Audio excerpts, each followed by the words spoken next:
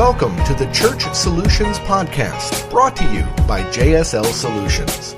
The Church Solutions Podcast is designed to help equip you and your church in the use of technology and other tools and services. And now, here are your hosts, Steve Lacey and Phil Thompson. Well, hello and a very happy new year to you. Welcome to the Church Solutions Podcast. Hi, my name is Steve Lacey.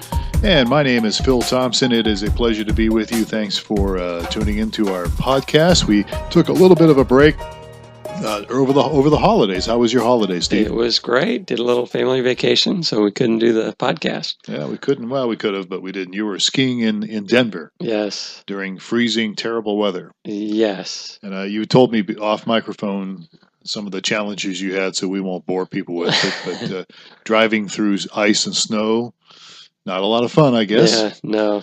Yeah, I Us remember. Tucsonans don't get to do that too often. Not very often, although we did have some snow, traces of snow. New Yeah, Year's I Eve. saw it snowed here. Yeah. It didn't get any where I live, but we at different places. So anyhow, while the rest of the country is freezing, we are going to be in the mid-70s today. I used to do weather forecasts when I was in radio. So, folks, we're a company called JSL Solutions. We do streaming church.TV, which is streaming video. We do myflock.com, which is really a content management, church management system, which has templates for websites and other things. And then we also have mobile apps, which is Church App Live. Church App Live, right. So,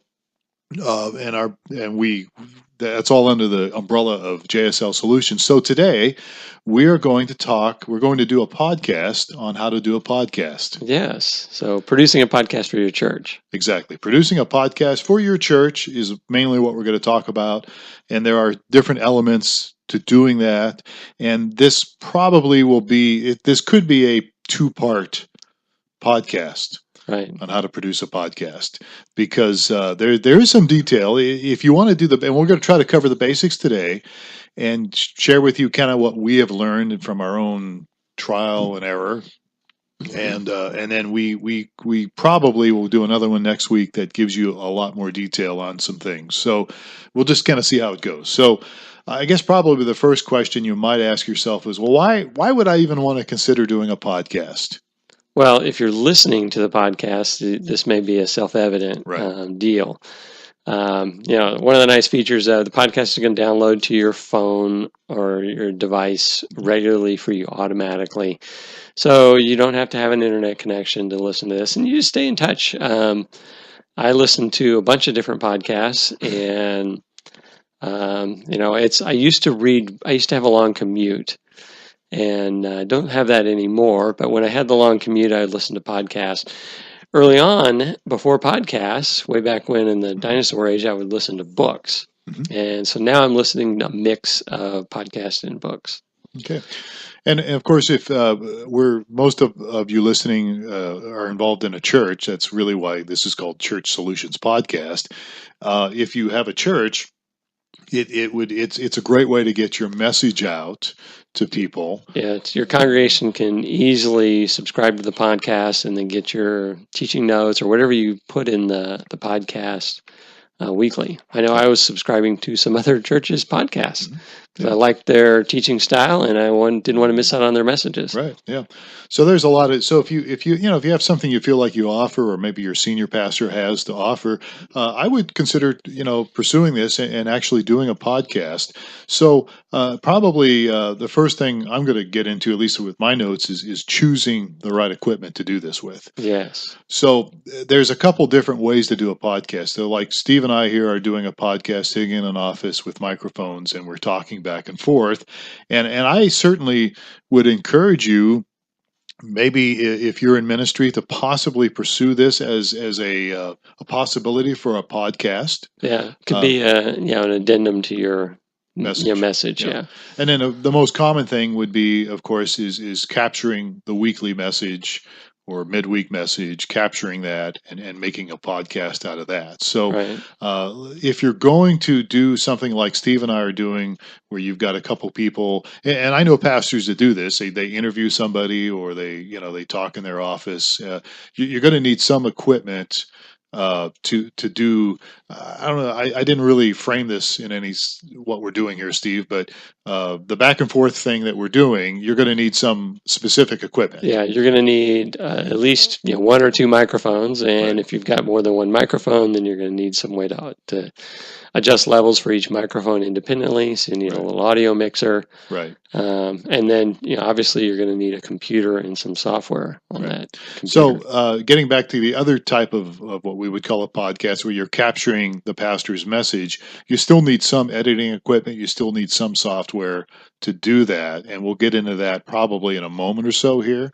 And like I said, this may end up being two parts. So let's cover kind of the back and forth thing, because I think these kind of podcasts are good. And if you're a pastor or involved in your church, you might encourage your pastor to consider doing something like this. Yeah, it could be just a weekly message to the congregation that's outside of the teaching environment or whatever.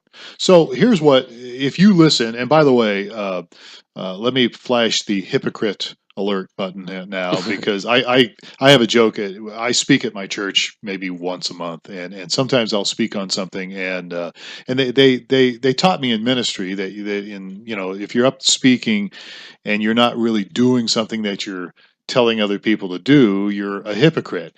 And so therefore you shouldn't talk about something if you don't do it, if you're not experiencing it and doing it. So I basically believe in that, but there are times where, if I'm talking on prayer or talking about something and maybe I don't necessarily do everything, I still think it's good to let people know, hey, I don't maybe do this like I should, but you could, and you should consider doing it. Right. So I always get up, and if I'm in that kind of an environment where I'm getting into some portion of a message that, I just don't do or whatever, I just tell people right there, I say, look, I'm being hypocritical here, but let me tell you why. It's probably a good thing that you should consider, even though I may not always practice it. You may soften it with, I'm not really good at this, but I think I could do that. I could soften it, but you know me, I'm pretty blunt. So I'll be blunt here. There are things that we are going to tell you should probably consider doing with a podcast that maybe we're not doing on our own podcast. Okay, that makes sense. Have some things in mind that I have some things in mind that we're probably not doing, but we probably should be doing.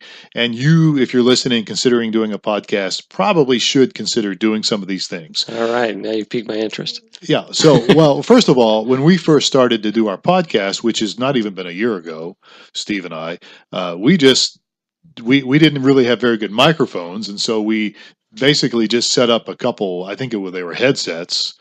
We experimented. Yeah, definitely. We started doing our podcast because one of the things that we do, and I'm used to doing this as well, is that sometimes you can wait forever to be a perfectionist and not get anything done.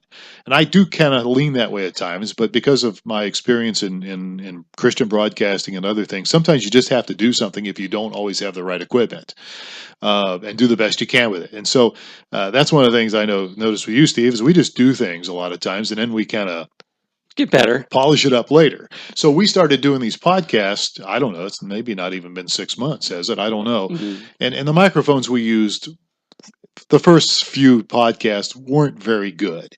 And while you can listen to our early podcasts, they're audible, you can listen to them. I think what we're doing now is a little better. Yeah, it is. And we experimented with, and you may not be able to avoid this, and a lot of podcasts do this, but we experiment with using Skype. So you have somebody remote and we did that. And you still could do that. You can still do that. Yeah. You can detect the quality differences. But even the stuff that we were doing in the office, we didn't have very good microphones. And so when we talk about equipment for your podcast, I would encourage you to look into getting some microphones that are fairly decent. And to be honest with you, I bought these ones we're using right now off Amazon. I went to Amazon.com, and I don't think I paid. I can't remember now what we paid, but I think with the microphones and the stands, it was probably under $100. Yeah. What kind of microphones are they? They're really cheap. They're They're really cheap brand. Here. I'm trying to look at it and I can't see. Maybe you can see it without, but they're not. Okay. Now let me just clarify this for a moment. Okay. There are people out there that will tell you need to spend a lot of money on microphones for your podcast, okay? And if you're like us, you're on a budget. So, if you've got the money, that's good. But we're using fairly inexpensive microphones, cheap, and I don't think they sound too bad. No, they sound pretty good. And if there's any problems, it's not necessarily the microphones, it's how we're doing this. And I'll get into that in a moment as well, so that you can see why this. And these are XLR microphones, right? They are XLR, yeah. And they go into an XLR mixer, a little mixer here, which, by the way, we don't even own this mixer. A friend of ours, about 2 years ago, maybe longer, said, I've got a problem with something. He was trying to do streaming video. This is Mike Ray. And he said, could you look at this thing? And I looked at it and determined that it wasn't the mixer's problem. It was something that Mike had on his camera issue. So I kept the mixer. I never gave it back to him. Okay. Does he know that? Actually, he does know it. And I told him, I'll get that to you one of these days. And it literally just sat in my closet. And then we started doing podcast, and we have a little mixer that we used when we were doing streaming video stuff, you and I, the coffee shops, and we were going to use that. And I said, well, let's just use this one that I've got here. Yeah. It's got some more features on it. And so I've never given it back to Mike. Yeah. And but we do have one that was really about cheap. $100 or so. Yeah, it's really cheap. I don't know. Again, you have to be careful that you don't overspend. But this one has, I think, 3 or 4 channels. It's got some EQ. It's got some features on it that I kind of like. It's small, it's very small. And so we plug the microphones into this, the XLRs into this, and then we just have a cable that goes literally into my laptop computer here that goes into the record area where you would put a microphone. Right. And then I have software that I have called WavePad Sound Editor Masters Edition. It's a licensed software that I use not only for what we do here, but I also use it for my church. So getting back to the equipment, some people would suggest you get boom mics, which I think we might have used it once for my church. It's just microphone stands that people have on the platform that have a boom on them. You could do that. That would probably make life a little easier. As far as microphone stands, although we have some really, again, very reasonable desktop stands here that have a flexible gooseneck, and that's what we're using. Okay, and so and the problem here, and I'll get into this later, is that the only issue I think you and I have now is sometimes our levels are off a little bit, and some of that has to do with how close you are to the microphone. And there's little tips and tricks to do that. I mean, you could get you can't see this, folks, but Steve can see it. I have a little wind guard screen that I actually have a really expensive microphone that I use to do voiceovers with, and so I use that if I'm doing voiceovers for somebody. But you could set up something in such a way where you could get right up on it and be consistent. The problem I think you and I have, Steve, is sometimes we're further away from the microphone, or sometimes we're too close, and so that's something you have to pay attention to if you're going to just kind of do your basic setup.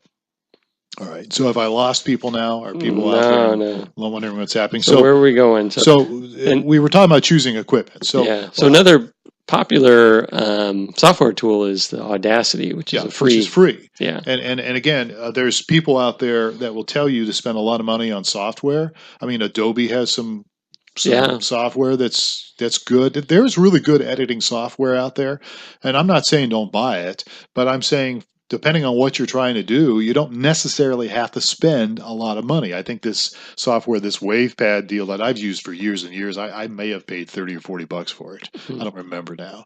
So, and I like it. It does what I need it to do. But you may need something a little more, depending on what you're doing at your church or your business or your ministry. So the microphone. So again, you don't necessarily have to have real expensive stuff to do this. But you probably ought to have something that sounds decent. And like I said at the very beginning, Steve and I used some really cheap microphones that I think we used a headset or something that we use, and it just didn't sound that great. It's okay, but it's not great. All right, so we're moving on here. So choose your equipment. And by the way, is support at streamingchurch.tv. That's our email, support@streamingchurch.tv. So you can always email us and we'll give you a little more details on some things, okay? So the environment is another thing. So again, I'm talking about doing a podcast like Steve and I are doing here. Although the environment, if you're capturing your church's sermons, the environment needs to be important there. When I say environment, which is my next point here, we're doing these things in an office here, so we need to make sure that it's quiet. and that we don't have fans running, we don't have the dog Unlike barking, support whistles going. Yeah, we have stuff on our websites, it bells and whistles that go off if somebody needs help, phones ring. So I'd encourage you to really create the environment so that it's not it's not echoey, it's not bells and whistles going off, it's not people barging in, and then if you're just capturing your church's sermons, which again is a very legitimate way to do a podcast, listen to them a little closer maybe, and okay, if you're listening like in a headset or something, or earbuds, I mean, is what you're capturing, is it very listenable, so to speak? I mean, because there's this thing called listening fatigue, that if it's just not sounding good, if it's distorted, if it's too echoey, if you can't, it's not going to be a good deal. So on both sides of the coin here, if you're just capturing the sermon, make sure that you are making sure that it's decent enough to hear. And again, some software you get can help you EQ some things. It can help you minimize some of that noise. So there's options out there that won't cost you a lot of money. Okay. All right. And we mentioned editing software. We just mentioned that earlier. Editing software, there's lots of different software out there. Audacity is very basic, although it works fine. This WavePad, you can do editing with this. Adobe, gosh, there's a bunch of stuff out there. Right. And some of it's free. Yeah. And one of the things I just wanted to mention, if you're recording your sermons and you're putting them on your website, and you're putting your website is either a WordPress or a blog-based one or a MyFlock one, you already have a podcast, because all you need is the RSS feed. Right. And some of the things we're going to talk about here is addition to that. Like some people associate, if I have a podcast, it's got to be in iTunes. Well, you can have a podcast and not have it be in iTunes, right. But we'll talk about that. You're absolutely right. So that's down the list here, but you're right. So yeah. Yeah, absolutely. And so you can do some of that stuff as well. So let's talk for just a quick moment about choosing the name for your podcast. Yes. And this would be a name within iTunes. And this would be something within iTunes or something other place besides iTunes that has kind of like the search engine capability to it, So you want to consider... You want it to be descriptive, but you want it to be a little unique as well. Because if you just call it Church Podcast, you're going to get, if somebody looks in iTunes and searches for you, they're going to see all sorts of different church podcasts out there. We're called Church Solutions Podcast. I haven't done a search lately, and this is where I said hypocrite alert earlier. What I'm telling you to do, we probably didn't do it right. I don't know. I don't know. We are Church Solutions. If you look, have you done a search for us on iTunes lately? I don't know. No, not recently. But if you do a search, and if you're not specific and unique enough, you'll get some of these big name pastors, right, with their church podcast, and it may not be what you're looking for. So consider choosing your name, maybe make it unique. You can put a description of the podcast in it. In fact, you can kind of make the name longer. Yeah. In fact, one guy I know... Maybe just choose your church name, right? Or you could use your church name. Of your church name. And maybe have the pastor's name on there. Yeah, that could be.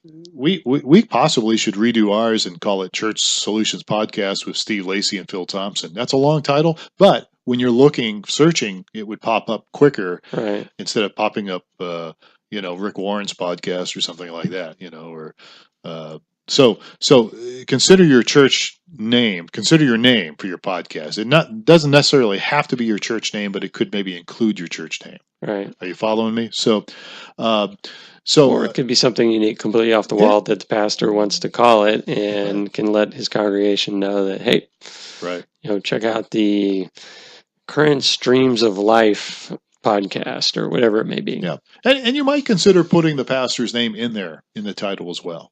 That would be something to consider. Okay, and again, we can give you more details. Just email us. All right. So here's and again, we're going through this really quick.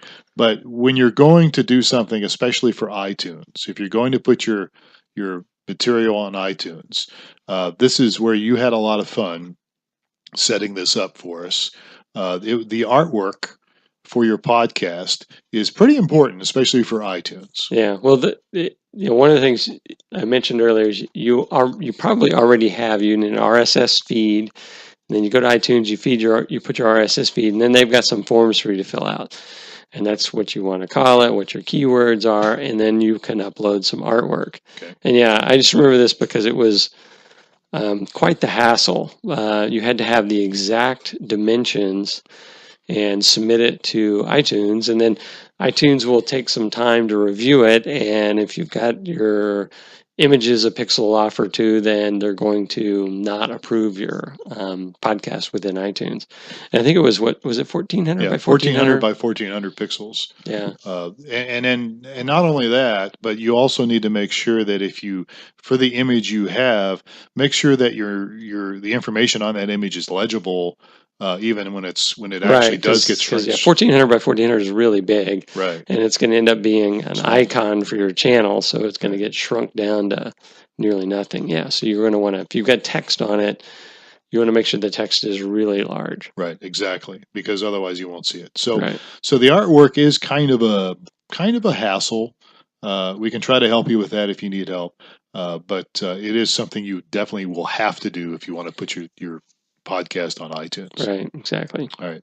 So let's kind of move into kind of the nuts and bolts of this so far. And that is, like, for instance, with our podcast, you'll notice that there's an open and there's the close is just really music. We have a close, but I don't really run it. I just run the music to tail out.